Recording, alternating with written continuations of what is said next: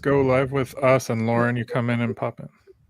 She Live. said, yeah, "Okay, we are live." Yeah, Laura just dropped off. An appliance repair person showed up. So this is real estate life, Tom. Hello. This Yeah, is. I just got a text from a tenant right as we were starting, so it's part of uh, it. good times, good times. Well, today, Lauren of Adulting is Easy will be joining us shortly, assuming the appliance situation works itself out. But yeah, I can still hear her. Let me Yep. mute Mute her. her. We're talking team building today. You and I often talk about the importance of you can't do everything yourself. You're going to need extensions of a team. Like, don't try to be the handyman, the plumber, the electrician, the leasing agent, the roofer. Like, you have to build a team to. I learned this the hard way. I Did tried you? to do it all. Yeah, I tried Yeah. to do it all at the beginning because I didn't have money for a team. Oh, look, Lauren's joined us again. Hi, Lauren. Hey guys, sorry Welcome about that. back. I heard the washer's not working. You forgot to mute. I know. Sorry guys, sorry about that. Aloha from Hawaii. We've got our faithful Hawaii tuning in. Hello to you. Mark. But yeah, I tried to do it all at the beginning, and I tried to do it all for a couple years because I didn't have the money and I didn't know any better. And there were times where I'd be spending more money than if I had someone come in and do it for me. So I learned by trial and error. And that's, I bought a house in Cleveland with no team. I struggled all 10 years I owned it. I lost money when I sold it, and I did it because I didn't have a team in place. And that's always when people are like, well, why won't you go back to Cleveland? I didn't have a team. I didn't have someone to help with evictions, someone to do clean out, someone to check on the property properly. And I was paying incorrect people or people that weren't doing what they were supposed to be doing. And it was just the lack of knowledge. So I think that this is a important topic that all three of us know the importance of. And all three of us can speak to like who we want on our team, why we want them on our team, and how they've helped us get to where we are today. Yeah, I made the same mistakes. I think it's a broke person's mindset, because when I got started, I was broke, and for a long time. And it was, oh, I don't have the money, so let me learn how to, YouTube how to fix this water heater. Let me YouTube how to fix this refrigerator, whatever.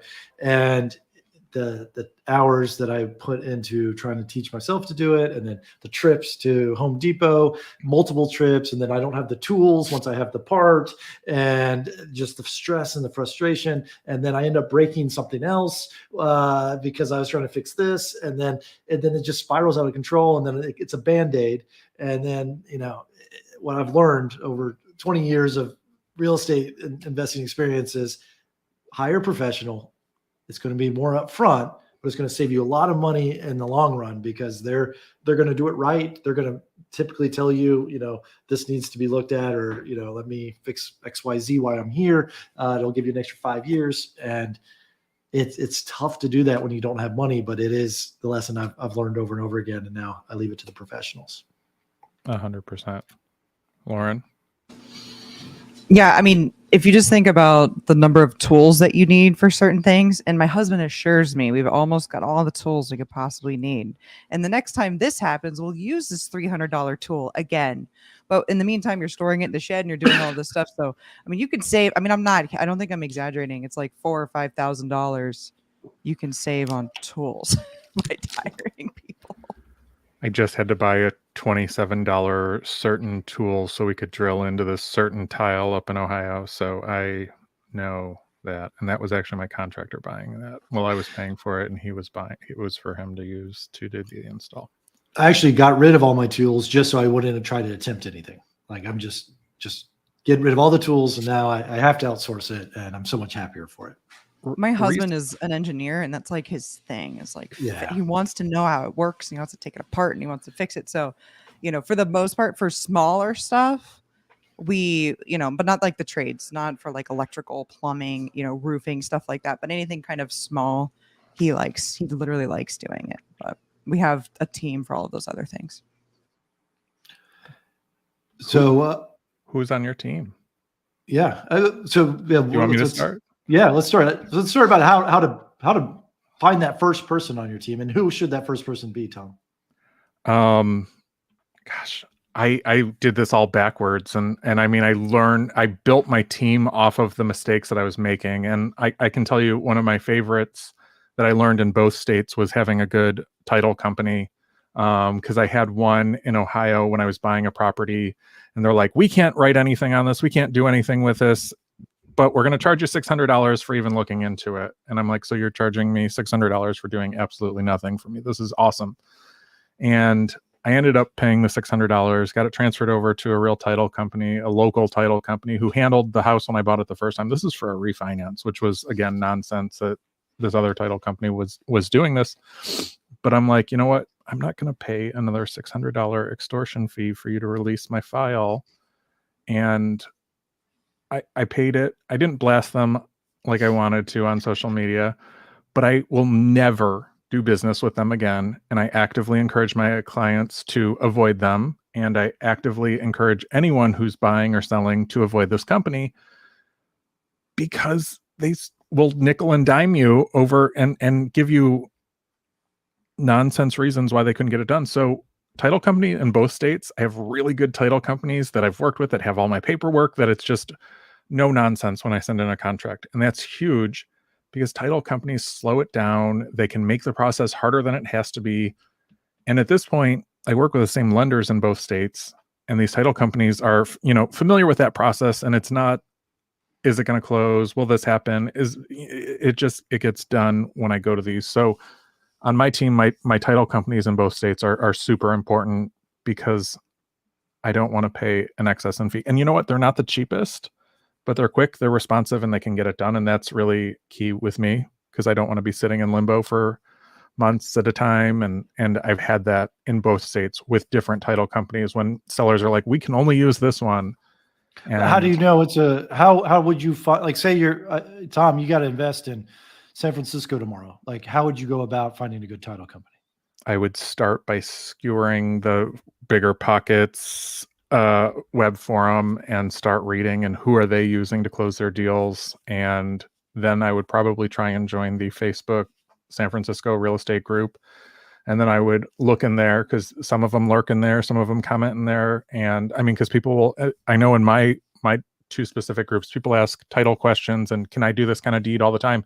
And the people who answer are usually like the attorneys or the title companies. So I would go there as my second. And then word of mouth is huge. So realtor is going to give you a referral, but how long is that? How many deals has that realtor closed with that company? So I don't just go off of referrals. I don't just go off of reviews, because those can be faked. We talked about this recently. And I want to see actual, who's commenting, who has that track record to back up what they're saying. And that's how I'm going to pick. Your first team member is a title company. Well, I got a general contractor by default. He was outside my, he was fixing the boiler for the whole complex that I lived in. And that was like my first main person, was my contractor here. He is licensed in HVAC, but he does kind of everything. And he was out there fixing it. And I'm like, how much to do this and how much to do that? And right at the same time, I had bought my first rental in Dallas. It was door number 4. And they had gotten to a certain point. I kept paying them. And then he's like, I can't do anymore. And I'm like, oh, great. You've taken all my money and I'm getting half the job. So I had just gotten burned. So that's how my first person was this general contractor who does air conditioning, which you need desperately in Texas. But a lot of times, especially in the last couple of years, if you don't have a title company who can get the job done, there's no point in getting that contractor first, because you can't get it over the finish line. And that's happened a few times where we've been close and they can't clear it, can't get through title insurance on it, can't get the property over the finish line. So that contractor is going to be standing there doing nothing if we can't get it to where we actually own the property. So in Florida, the seller picks the title company usually. So how do you get around? Is that not the case in Ohio? I think and Texas? it is. And I just go in with, like, when I wrote offers on the 2 that I just recently bought, I just filled that right in and explained to them. I said to the ones, because I was dealing directly with the sellers, not with a realtor, but even my realtor you can take her something and she'll be like, oh, Tom wants to close here.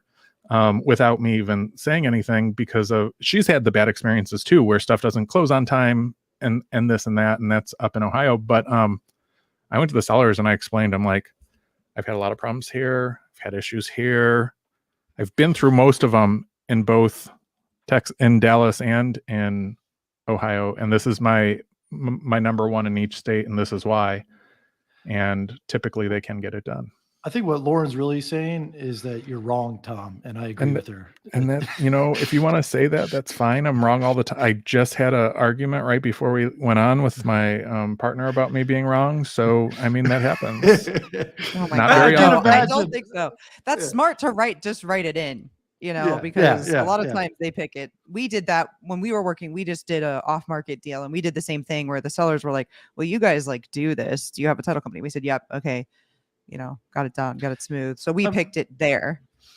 In Atlanta, it's a negotiation, just like the price, just like the closing date. We can negotiate who the closing attorney is, but I can't imagine starting a search there, because typically if pick any other person, like if you have a really good agent in a town, they're going to know the best lender that can get deals done, because they have so many transactions. That's a lender. Yeah, that's a lender too. So, I mean, we could bounce over to the lenders in each state, but I've gotten financing all aligned, and then I've hit those like the refinance. I already own this property with no liens on it whatsoever. Bought it. I have the paperwork from a year ago, and they're like, we can't do this, but we won't release your file, and you need to pay us $600. So I think that, yeah, we can start with the realtors. We can start with the lenders. We can start with the general contractors. And the reason I started with the title company is because I've hit this even as of recently, where I took a deal and they would only close with this title company, and it turned into a 3-month process as opposed to a 45-day process because of them insisting we start with this company. Well, and remember, Alan, my experience with the realtors is, yes, they're going to pick a lender that can do it in the time. But are they going to pick the lender that has the best rates at the time? Because the realtor doesn't super care about that even 1/4% for the buyer. They just want to know that it can get done. I've had, I think every time a realtor, but it comes back down to what you get, what you pay for. Like, sure, you can get the cheapest closing attorney, you have problems. You can get the cheapest mortgage broker, and you're going to have problems. So I want to I would gladly pay a quarter higher if it's smooth, if it's going to close on time. There's a lot of customer service and hand holding. Like that's worth it to me. Right? I don't know. I agree. I shop it. I'm distracted because I'm flashing back to your picture from your MySpace page with the cat. And I'm thinking, were you spending the money you were saving trying to do your own tasks on that professional looking photograph from MySpace? Or Dude, I mean, we can't gloss over that. And I think a retweet's coming from me and from you after this today, so everyone can see what I'm talking about. But Alan's got this MySpace picture with him and a cat. And it's a taxidermied cat. It is, and it's horrific. Were we spending money on that, not on good title insurance or title companies? You're 20 and your buddy's over and has a new camera and wants to try things out. Oh, yeah, sure. Yeah, we'll find out the truth. Yes, we'll find out the truth behind that here after the show. No, but like to Alan, to your point, and you're biased because you are a realtor, but yeah, the real estate agent is going to be, I mean, that's going to be your thing, probably your first one as you're looking in the different areas. I mean, it could be the lender. I guess you could start with the lender, because do you know what you can even buy? Do you know what you're approved for? Do you know your credit score, right? Is there someone who knows your financial situation who can tell you what you can actually be approved for? So maybe you do start with the lender, but I do think that a lot of people get their lenders from the realtor. Yeah, I think ultimately it doesn't matter where you start, because if you have the best closing attorney, they're going to refer you to the best lender and the best agent. Or if you start with the agent, they're going to know the best closing attorney. If you start with the contractor, they're going to know the best property manager. If you start with the best property, like, you just need to find one person that you really, really trust, and then leverage their network and their connections.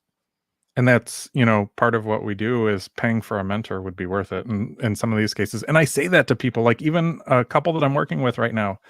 They lost thousands of dollars when they tried to do it themselves. They bought a house from a flipper, couldn't get a certificate of occupancy the whole time they owned it for 14 months. and they lost thousands of dollars by doing it this way. So I agree with that. And I'd like to just say I'm not realtor loyal in either state, and having a few realtors available is always something that should be looked at, because there are realtors that are great, and then there's realtors that are phoning it in and just selling you garbage to get you out of their queue.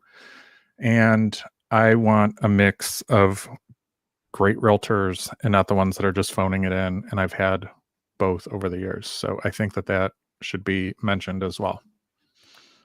Yeah. I mean, So, I think Alan, it- how do you know? How do you know if somebody's a good realtor, like up front? Well, if I'm investing, I always say make sure that you get a realtor that is also an investor. Like that. That's key. Like why would I get a condo agent to help me sell land? Right? The same license works everywhere, but it's that way we can talk the same talk, right? And then that agent is probably going to know the best investing team that I could leverage, and also can probably get me in the Facebook groups that I need to be in. Like they're connected to a network that you're going to want to leverage.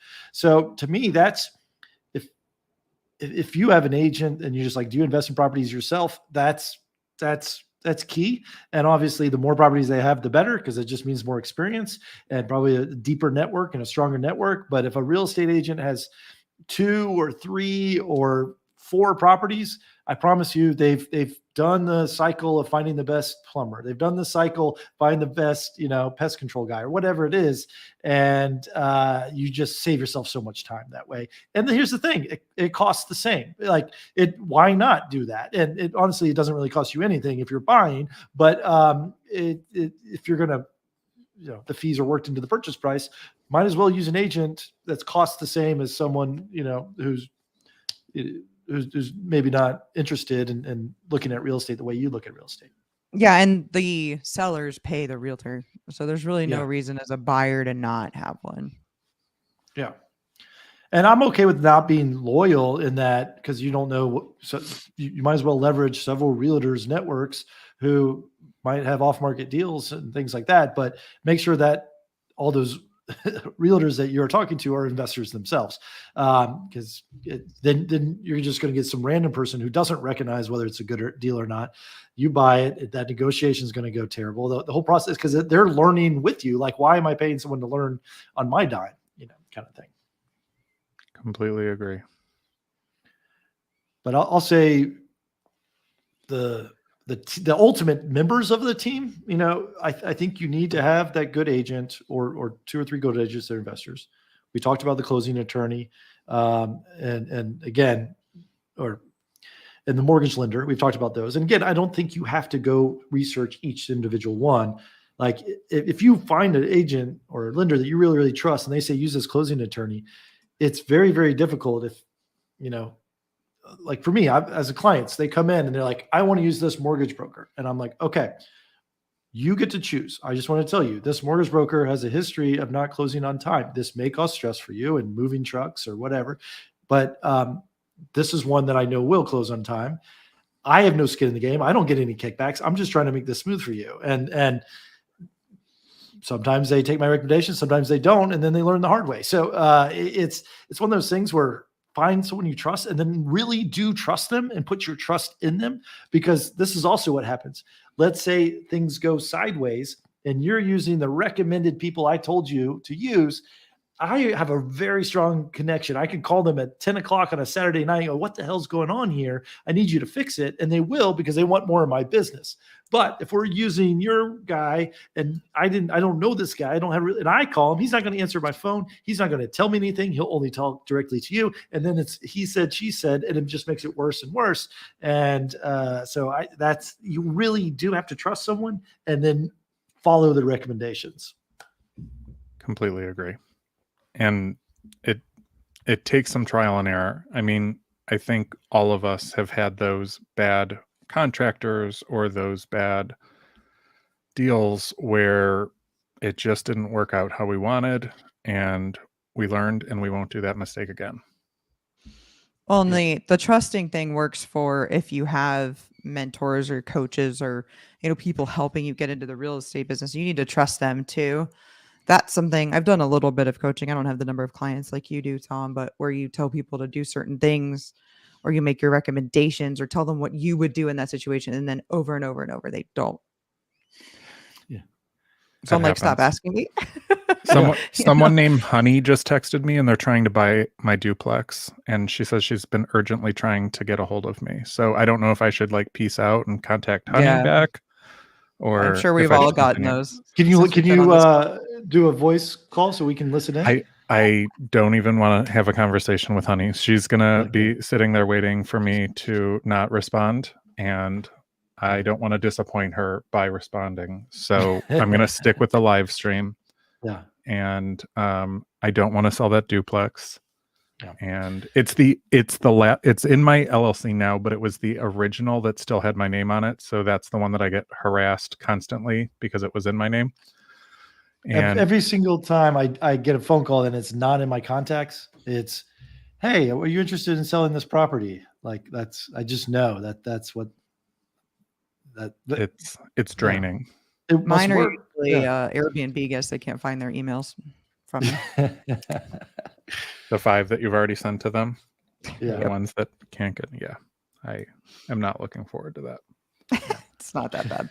Okay, so we talked realtor, we talked lender, we talked title company. We haven't really talked much on contractors, but having a really strong team to back you up. So when you get to that house and you have a messed up foundation, or you have a broken HVAC, or you need a new roof, I think that's key in both of our markets, to have someone that you can lean on and know that when you hand them money, they're not going to disappear with it. And I have really, I think I have the perfect team in both states, but not together. So I'm really weak in Texas on some things, and then I'm really weak in Ohio on other things.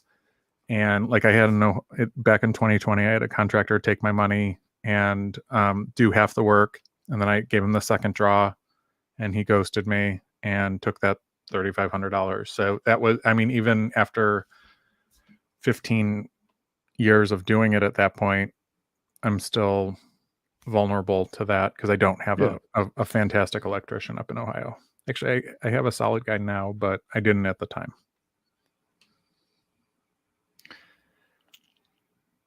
I'm the same way. It's I'm still learning. If I'm in a new market, it's finding that new contractor. I had a contractor who would send him up on the roof, and then he would find new problems. Oh, by the way, I found this other hole. Okay. And then, oh, while I was fixing this hole, I found this other hole and the siding. Oh, okay, fine, you're there.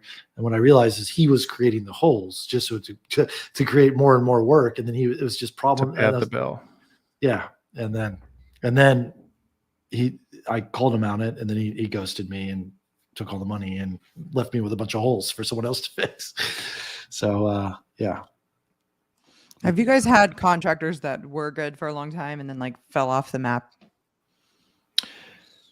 Typically this is what happens is if you've got a good one, they are also recognized as being good by other people, and then they fall off the map because they get bigger and bigger jobs. So I've seen contractors grow from doing, $500 repair jobs to, oh, now they're doing 5,000, and they'll still kind of help me with the $500 stuff.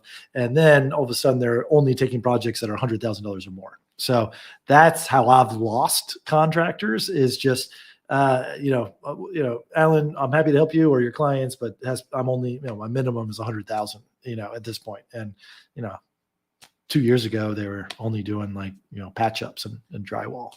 Yeah, but some of them are coming back out of the woodwork now that things are slowing down. They're texting me, "Hey, you got anything?" Yeah. It's that too. Yeah. So yeah, and I stick with the ones that stick with me. Even when they're making the big bucks, and I respect that and I get it, because I would want to make the 100,000 versus the 5,000. But yeah, it goes in waves, and right now it's slowing down a little bit. So my tile guy, my stone guy, who are doing all these new builds who have slowed down now, are like, "What do you got for me? What can we do?"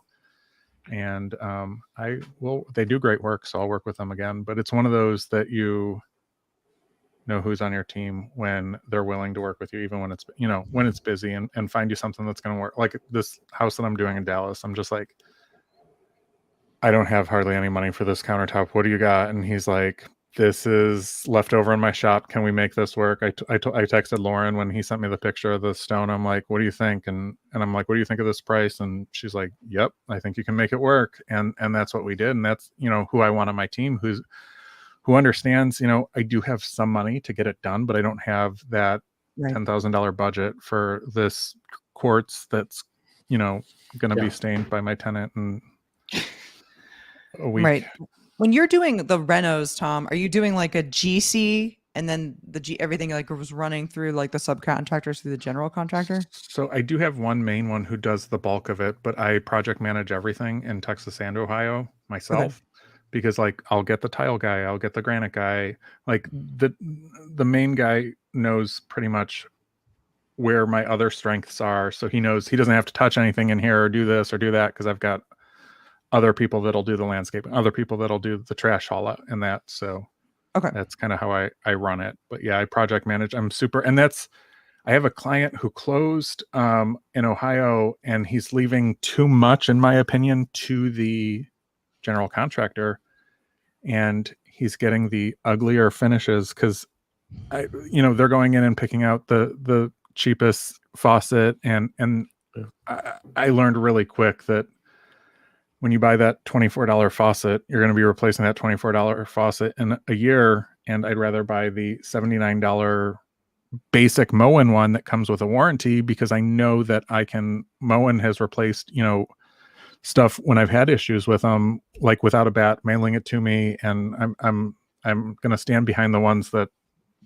So I think that not having your hand in it at all can be dangerous when you just get with what the contractors are picking out, unless you spec it out particular to them. But I typically deliver the products that I know are going to last the longest by trial and error, because I did buy the $24 faucet when I was starting, and I replaced it a year later.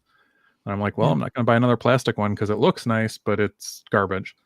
I use Moen too. The thing that I think people should understand is like general contractors, they have like a markup on what all the subcontractors are, but they also have negotiated rates with those subcontractors. So in a lot of ways, I don't feel like my GC, it's costing me almost nothing to have him on it, because they do so much work with him that he pays them less than I would in these one-off situations. And he knows really good guys, and he actually is pretty good about like, giving me their numbers for small repairs and stuff later when it's not part of like a big deal, and not putting his markup on it. Completely agree. Yeah, seems like the theme seems to be you get what you pay for, and paying more, even though we're all frugal in nature and want to be cost conscious. But yeah, the upgrading of the plumbing and or the team that you work with is important. But it makes or breaks you if you don't have people in place. That's why I lost all that money in Cleveland, because I just didn't have a realtor that I could lean on. I didn't have a lawyer that could do an eviction for me. I didn't have any of that stuff. And even the person I was paying to check on the house wasn't checking on the house. So it was in disarray when I got there. So if you don't build up these people and stalk these Facebook groups and check out, the multiple different forums, then you end up losing money. I think some people might take this and this information and say, okay, I'm not even going to look at properties. I need to first go find my title attorney. I need to go find an agent. I find a broker. And I don't think that's true. I think you need to go. Yeah. You need to know what you're looking for. You need to know what your budget is. You need to, I think the lender is a smart way to start. So you're not looking at $400,000 houses when you're approved for 250.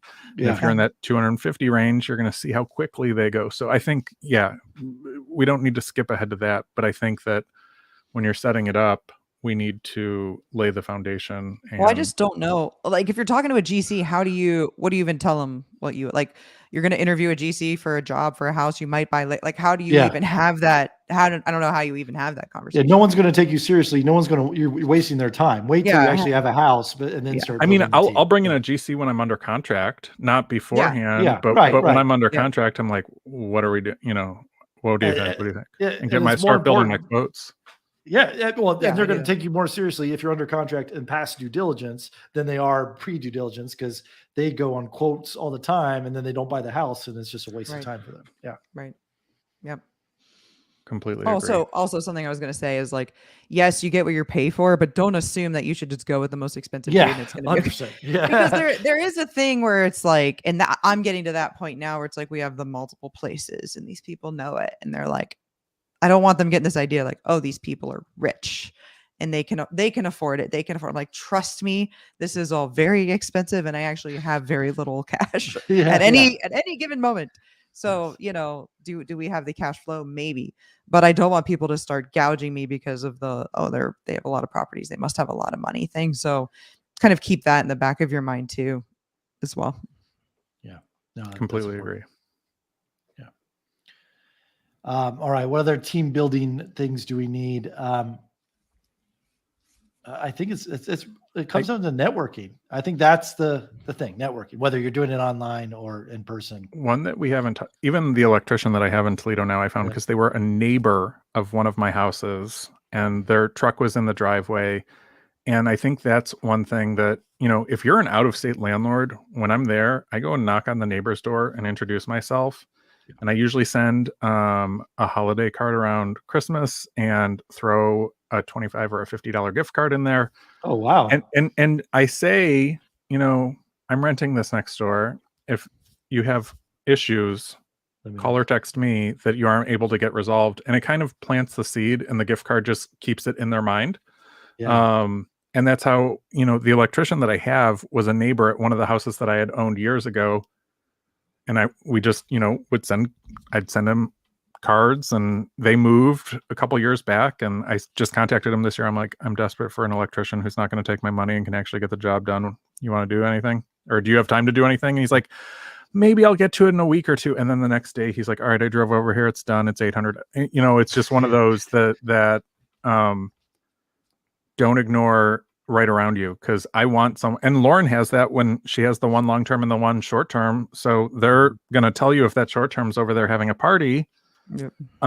So plant that seed and build up just, I want the neighbors to keep an eye on it. So if my property manager isn't doing it and my tenants aren't keeping an eye on it, I've got this third set of eyes because I can't be there to check it. I don't know if the lawn's getting done. And I do have some annoying ones that'll be like, are you going to get your lawn mowed? And I'm like, it's been 10 days. They're coming tomorrow. Calm down. And then I have some that have helped me out in sticky situations where I've got this happening or that happening or a fire. I remember when I had not my tenant, but the neighbor contacting me about a fire that was happening. So then I text the tenant. I'm like, are you home? And he's like, no, he was moving out that weekend. So he was actually already half moved out and at the new place. But yeah, I think that having someone in that local area to keep an eye on it for you that you're not paying necessarily, but they live next door or they're in that neighborhood is key too.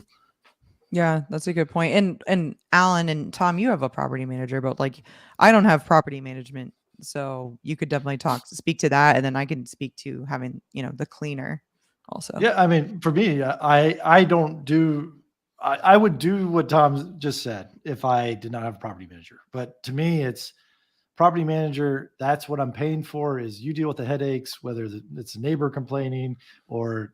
So what do you do when the property manager doesn't do that?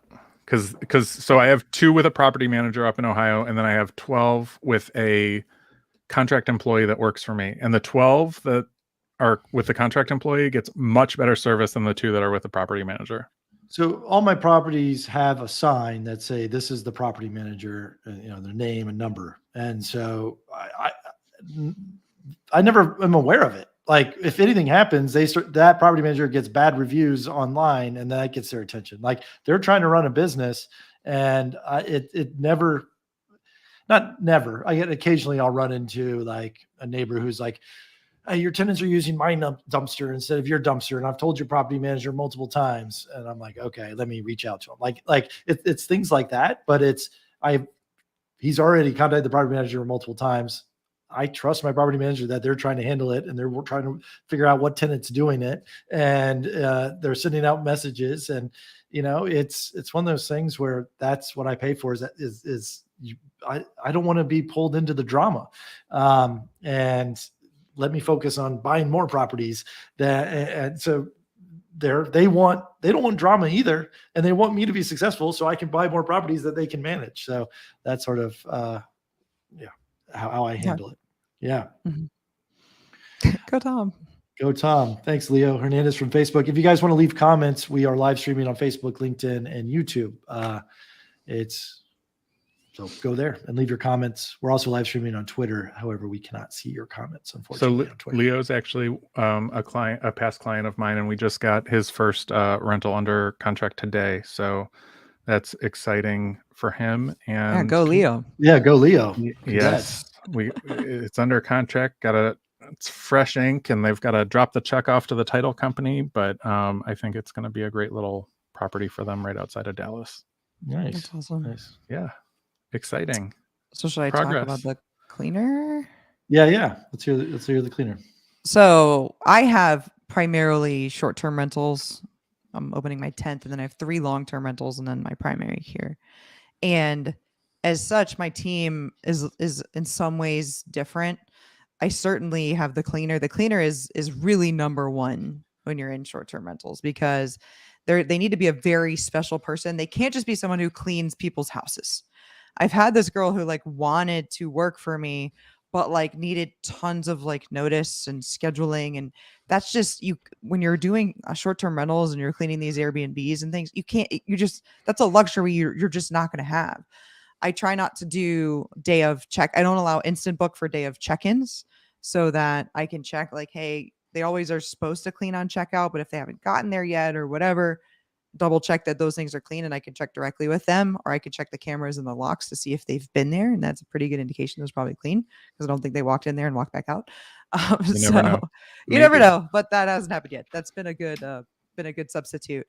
Right. And then I try not to do a lot of one night stays. So they have a little bit of notice, but sometimes hey, they wanted to know if they can check out at noon. Is that okay?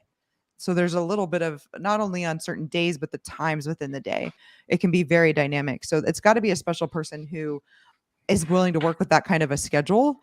It also needs to be the kind of person I like to have local people do it versus a company, because the local people are going to know, okay, that bunny wasn't there last time. Somebody left this bunny, example. Or let's see, the tablecloth. Did you one of my keep the tablecloths. bunny? Yeah, the bunny is actually still there. Yeah. It's still there? It's still Okay. there. Yeah. Like, and nobody it's asked for it back. basically your bunny now? It's my bunny now. I love it.